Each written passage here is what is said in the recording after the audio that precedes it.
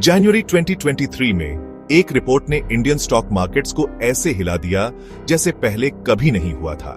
Hindenburg research, जो US based short seller है, उसने एक डैमनिंग 106 पेज की रिपोर्ट पब्लिश की जिसका टाइटल था Adani group, how the world's third richest man is pulling the largest con in corporate history.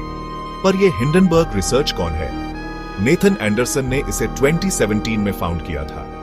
यह फर्म फॉरेंसिक फाइनेंशियल रिसर्च और एक्टिविस्ट शॉर्ट सेलिंग में स्पेशलाइज करती है। ये उन कंपनीज को इन्वेस्टिगेट करते हैं जो इन्हें लगता है कि ओवरवैल्यूड है या फ्रॉड प्रैक्टिसेस में इन्वॉल्वड हैं, फिर उनके स्टॉक प्राइसेस के अगेंस्ट बेट करते हैं। टाइमिंग बहुत इंपॉर्टेंट थी।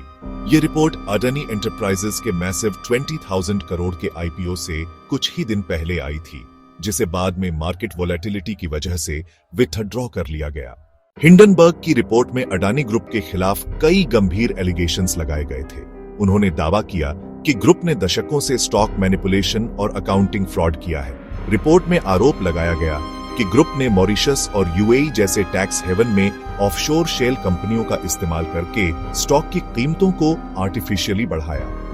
मुख्य आरोपों में राउंड ट्रिपिंग ऑफ फंड्स शामिल था, जहां आरोप था कि पैसा कॉम्प्लेक्स ऑफशोर स्ट्रक्चर्स के जरिए घुमाकर भारत में फॉरेन इन्वेस्टमेंट के तौर पर वापस लाया गया। हिंडनबर्ग ने ग्रुप के कर्ज के लेवल्स पर भी सवाल उठाए, दावा किया कि वे अनसस्टेनेबल थे और कॉम्प्लेक्स फाइनेंशियल इंजीनियरिंग के जरिए छिपाए गए थे। रिपोर्ट ने विशेष रूप से अडानी ग्रुप और कुछ फॉरेन फंड्स के बीच के रिश्ते को टारगेट किया, यह सुझाव देते हुए कि ये असली इंडिपेंडेंट इन्वेस्टर्स नहीं थे, बल्कि ग्रुप द्वारा कंट्रोल की जाने वाली एंटिटीज थीं। गौतम अडानी और उनके ग्रुप ने सभी आरोपों को पूरी तरह से नकार दिया। उन्होंने रिपोर्ट को सिलेक्टिव गलत इंफॉर्मेशन और पुरानी, बेसलेस और डिस्क्रेडिटेड एलिगेशंस का एक दुर्भावनापूर्ण कॉम्बिनेशन बताया। उन्होंने एक डिटेल्ड 413 पेज का जवाब पब्लिश किया, जिसमें हर क्लेम का पॉइंट बाय पॉइंट जवाब दिया गया था। हालांकि मार्केट का रिएक्शन तेज और ब्रूटल था। अडानी ग्रुप के स्टॉक्स ने कुछ ही दिनों में मार्केट वैल्यू में 2.4 लाख करोड़ से ज्यादा का नुकसान किया। अडानी एंटरप्राइजेस लगभग 60% गिर गया, जबकि Adani ports, Adani green energy और अडानी टोटल गैस जैसी ग्रुप की दूसरी कंपनियों में भी भारी गिरावट देखी गई। इस कंट्रोवर्सी ने कॉर्पोरेट गवर्नेंस, रेगुलेटरी ओवरसाइट और क्रेडिट रेटिंग एजेंसियों के रोल के बारे में सवाल खड़े कर दिए थे, जिन्होंने आरोपों के बावजूद अडानी कंपनियों के लिए पॉजिटिव रेटिंग्स बनाए रखी थीं। इंडियन रेगुलेटर्स हरकत में आ गए।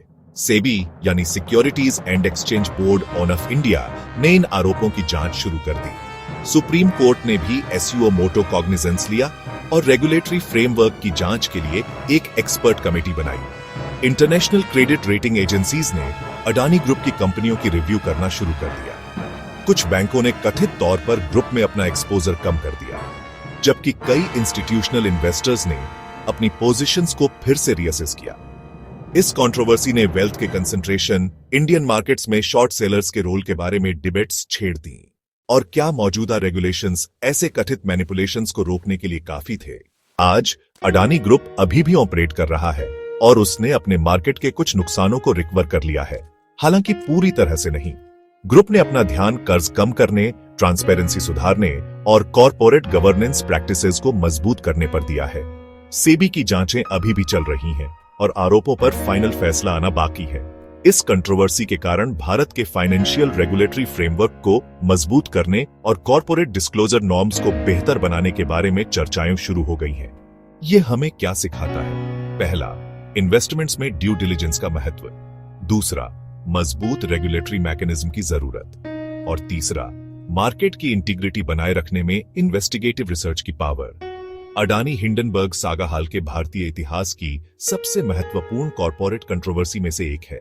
चाहे आरोप सच साबित हो या झूठे, इसने निश्चित रूप से भारत में कॉर्पोरेट गवर्नेंस और मार्केट रेगुलेशन को देखने के हमारे तरीके को बदल दिया है। सच, जैसा कि वे कहते हैं, आखिरकार सही जांच और ड्यू प्रोसेस के जरिए सामने आएगा।